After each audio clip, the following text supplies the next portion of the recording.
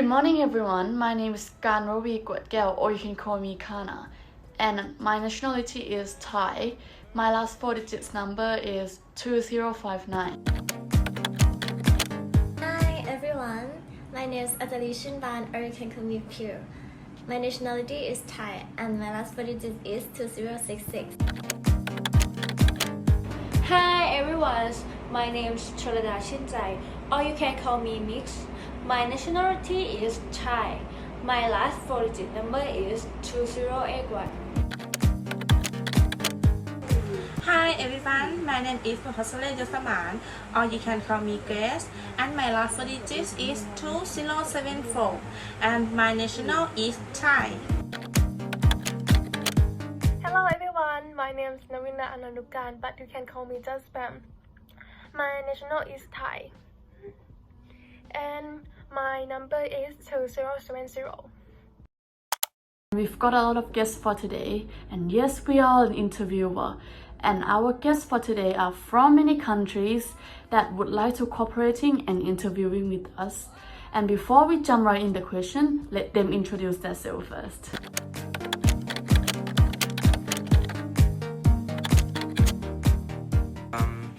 I'm Puripat Chamkan, and I go by Fuse.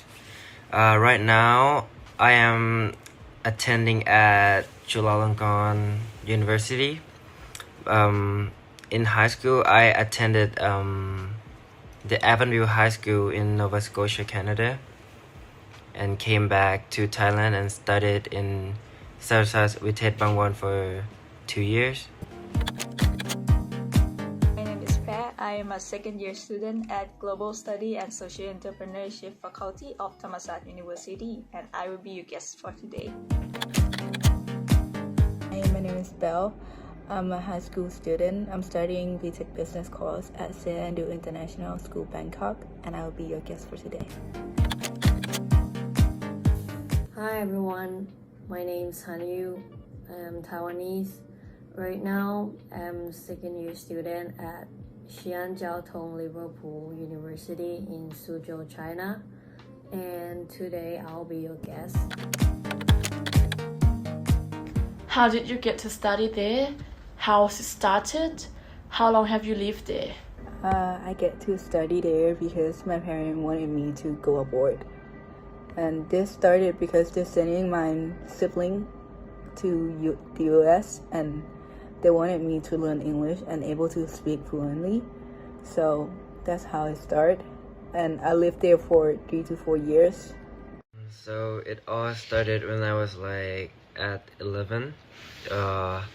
I had an idea of like going abroad to study, but I was not sure where.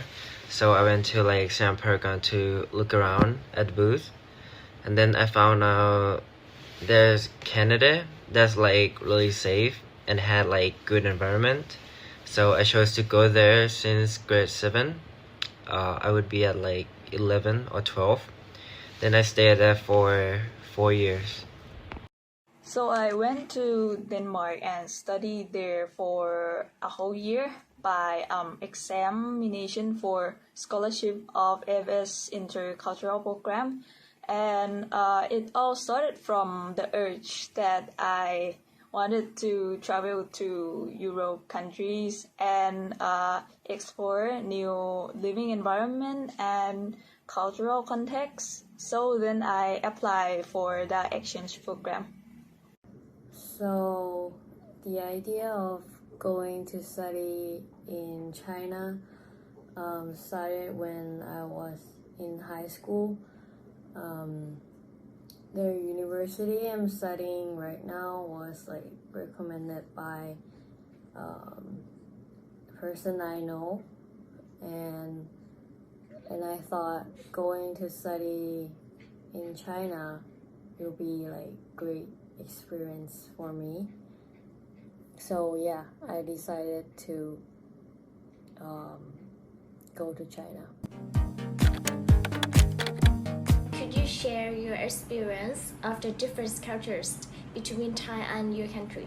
The experience of the different culture between Thai and British I have is that going to church, because I believe I believe in Buddhism, but most people in the UK, they are Christian.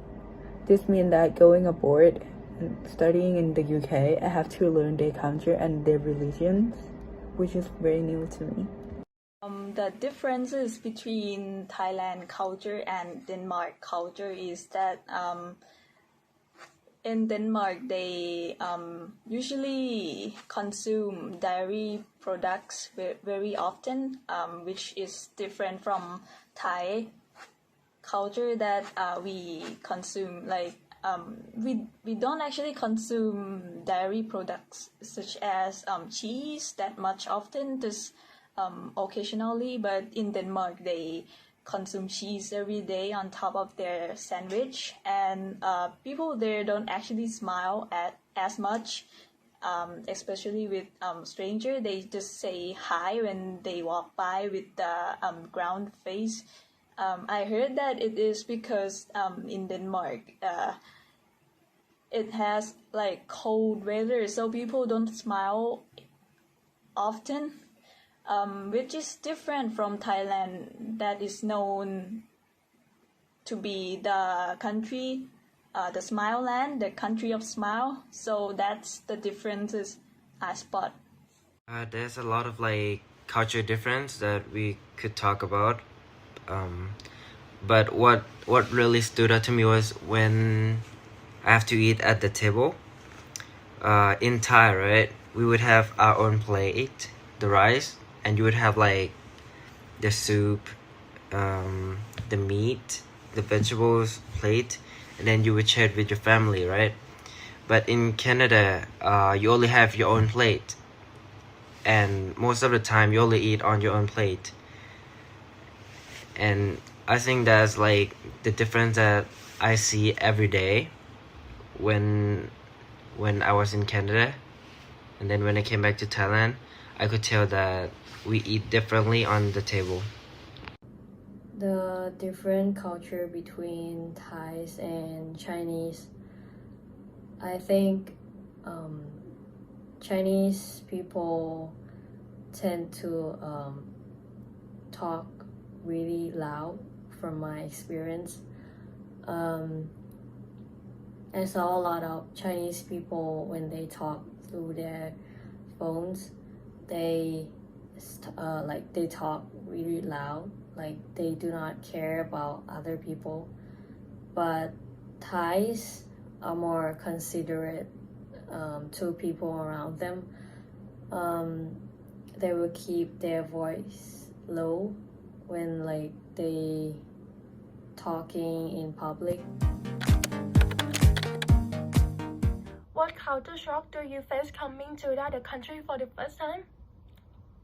Is that the people, as Thai people, are more friendly and caring, but for British people, they are more into themselves and harder to interact, which make it harder for me as a new student to get close to them. The people there are so friendly, and they are so like welcome for like the foreigners or students or anybody that go there. So it kind of shocked me that they're so friendly that I would just go up and I can talk to them for like a good amount of minutes. People there mostly socialize by partying and drinking alcohol, making friends there at the party. So when I first arrived there, I don't really know like how to socialize with them because they don't really smile at each other, that I have mentioned earlier. So but when I went to the party for the first time, people there was drunk, and they came to hug me and talk me. They kind of like be more talkative when they drunk, so that's the most culture shock. And they drink often, like they consume beer like water. The beer there is cheap, like cost like 20 baht in Thailand. Like paying for stuff. At the beginning, I just realized that nobody was holding cash anymore. They just use their phones to pay. And yeah, like even street food, you can just use online payment platform to pay them. So it was like a culture shock, but in a good way.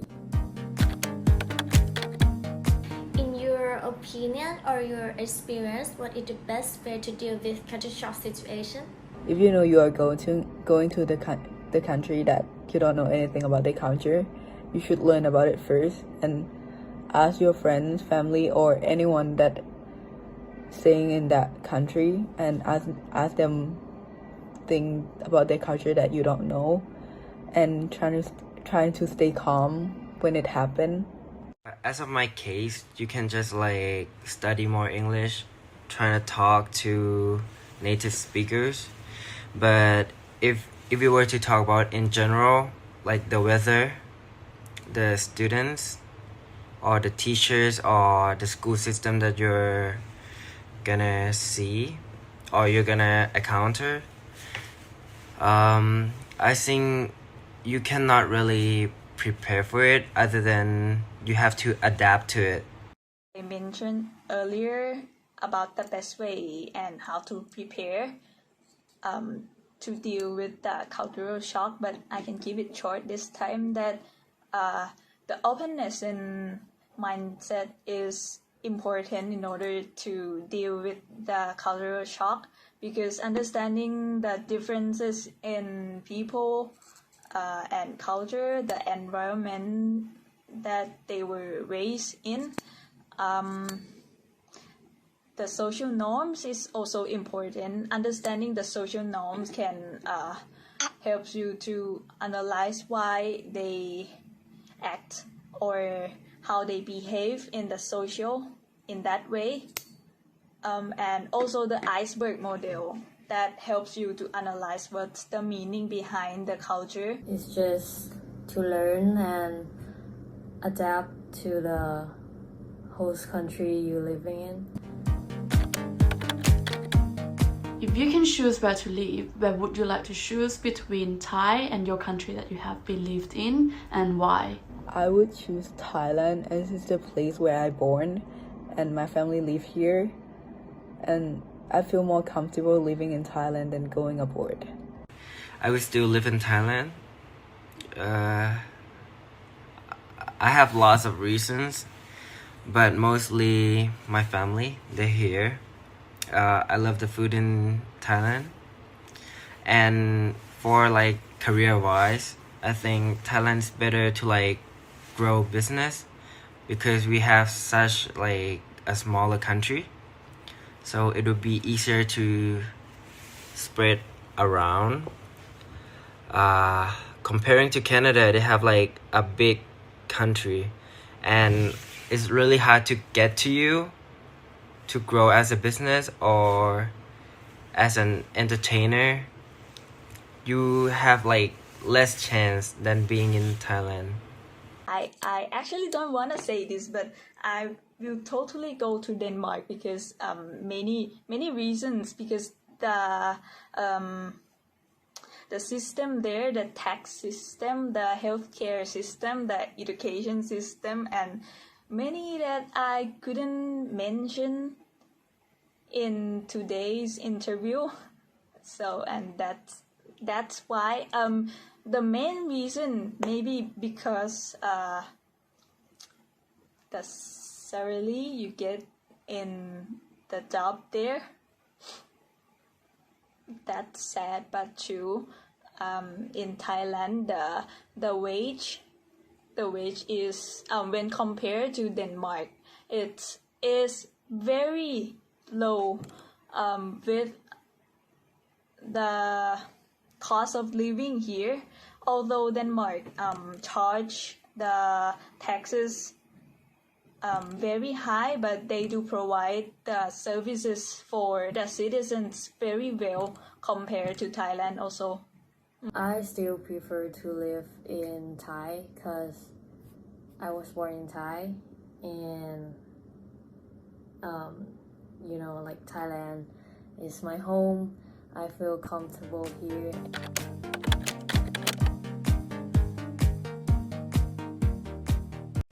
As you all know, moving overseas can be a thrilling experience. You can expect to find yourself exploring unfamiliar territory, meeting new people, and trying different things. However, for some, it can be a difficult and overwhelming time, particularly if you're a first-time expat or international student who has never lived abroad before. While some are able to adapt successfully, for others it can take time to acquaint themselves with the culture of a new country. If you are one of the latter, this our guest interviews will teach you what you need to know about culture shock, its different stages, and how to handle it. Let's get started. From the video presentation, we have 4 guests for today. First of all, we would like to introduce our guests, and now Iron hands in Algebam. The first person, his name is Pulipat Shomkan, or you can call him Phils. He is 19 years old.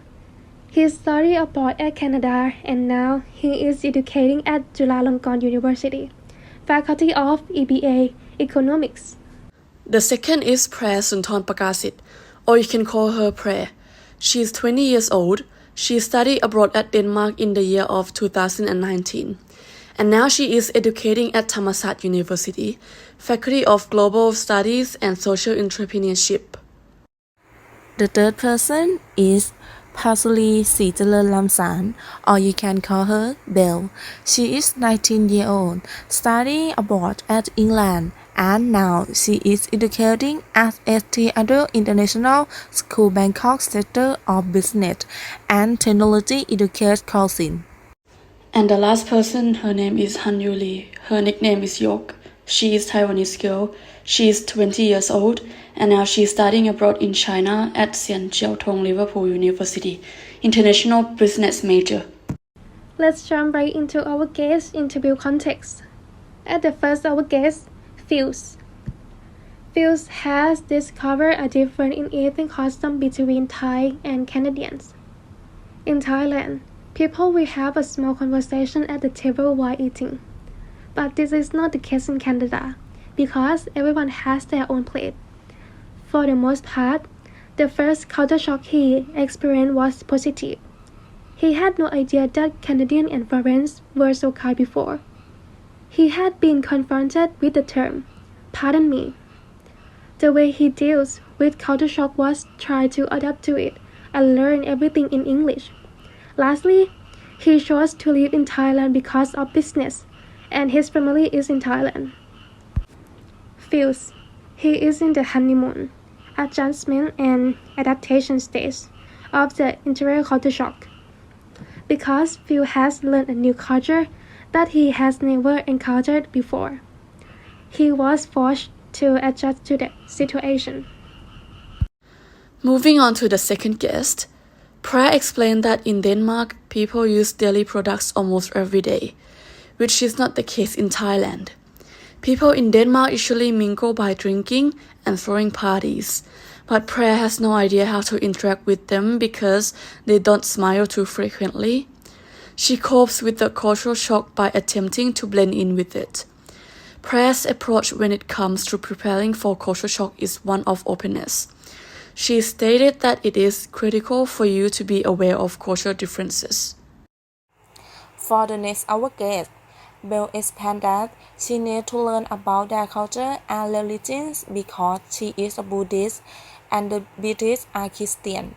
She discovered that Thai people are friendlier than British people when it comes to culture shock. She prepared for the situation by remaining cool and going with the flow. And the best approach to deal with culture shock is to study and explore while being calm when it occurs. She chose to live in Thailand since it is more comfortable and it is also where she was born and where her family lives. Belle is in honeymoon period as well as the adjustment and adaptation stage because she was attempting to learn and discover new things while also attempting to adapt herself to the circumstances. Ending with the last Our Guest interview, Yok is a Taiwanese person. She claims that Chinese individuals, unlike Thais, prefer to chat on their phones excessively loudly. She observed that Chinese do not carry cash and rely on online transactions to make purchases instead. Asking a Chinese buddy for advice is the best way to deal with culture shock. Her advice for preparing for culture shock is to avoid having too many assumptions about other nations and to learn about diverse cultures. Finally, she prefers to stay in Thailand because she has a buddy there and it is where she grew up. Yok is into 4 stages. Why? She was taken aback by the fact that Chinese folks speak so loudly. She lost interest in her friends and university throughout the culture shock stage. And during the adjustment and adaptation stages, she had learned about Chinese culture and tried to comprehend it so that she could adapt and blend it. Finally, I will summarize our presentation. Let's take a look at the opinions of the 4 guests. Since we believe they each have their unique manner of dealing with the cultural shock problem. But nothing that everyone agrees on is that no matter what happens, you must adapt to the situation. Culture shock can be easily dealt with if you remain calm and accept the change gradually. Here are some effective ways to help you out. The best strategy for coping with the varying impacts of culture shock is to anticipate its occurrence and get to know more about that phenomenon. Do not isolate yourself. Share ideas and thoughts with others. Take time to adapt to the new working and living environment. Remember, cultural adjustment is a process. Take actively part in social welfare and practice stress management activities. Right, let's move on to 8 tips for coping with culture shock. There are so many positive steps you can take to help overcome potential feelings of loneliness and shock. Here are a few suggestions. The first thing, before you go, research the local history, politics, cultural norms, etiquette, and education system in your host country. Speak to other students who have been abroad. The next step, once you arrived, start keeping a journal when you settle into your residence and push yourself to leave comfort zone. It might feel uncomfortable at first, but it is a part of the process, and try to make friends by practicing your language skills. And then find at least one person, a fellow student, professor, or host parent to talk to if difficulties arise. Next, get involved in an enjoyable activity that helps you meet people. And then lastly, plan excursions and participate in sports and recreational activities. Remember that culture shock is an essential part of the experience of living overseas. By accepting it for what it is and finding ways to handle it, you can prevent culture shock from keeping you down in the dumps and move forward with enjoying life in your new location. Thank you for taking the time to watch and for paying attention. We hope you all learned something new about cultures and how to deal with culture shock.